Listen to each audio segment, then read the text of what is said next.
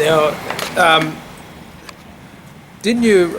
What was the show that you actually did, and you did it clean? I can't remember. It's whatever Ironman I came 50, and I think I placed 5th or 6th. So it was around the 96 mark, somewhere around then. So I'm not offhand, but if you looked up Ironman, one of those. And wasn't one of the things with the PDI that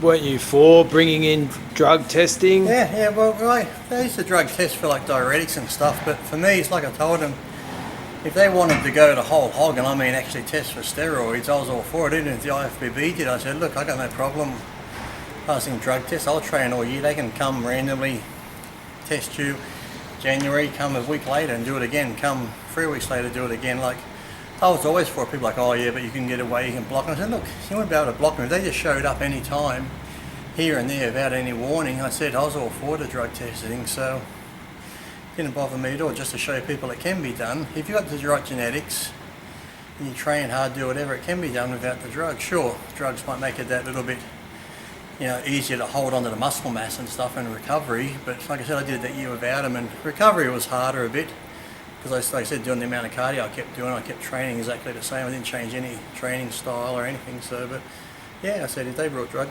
testing into it, I said I had no problem whatsoever. I might have been Mr. Olympia.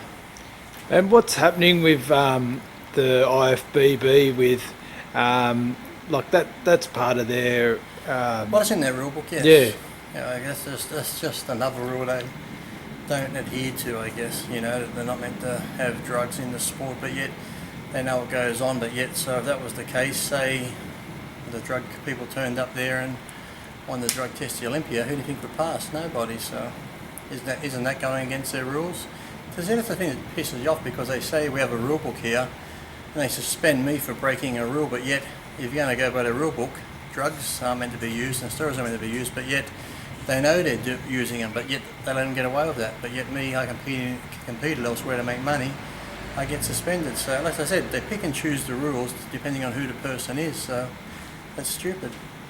You either have the rules and follow them, or you don't. Simple as that. Oh, but what you did, speaking out against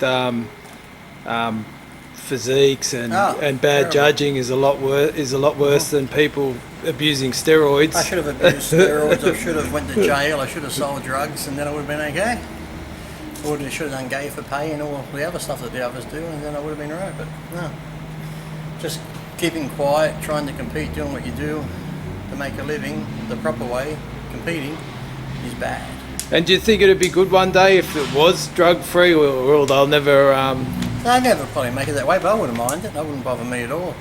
So I reckon it'd be good, but like I said, it'd be a lot less complications with everyone, with everything, and they've been all, I'm this, I'm that, I'm natural, I'm this. Everyone will be natural, and so just use supplements from the stores, but they'll never get out of it. But like I said, if you go on the IFBB's page, it does have their rule book on their website and code of ethics, and if you read through the IFBB rules and the code of conduct and all that sort of stuff, and just notice how many rules that are being broken all the time, but yet the one I did, competing elsewhere, I reckon is their number one rule. So okay. I thought, drugs and that might have been, but no.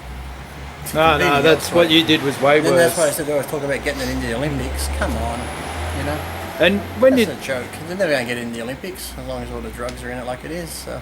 And when you talk to the older guys about what period did the drugs really start?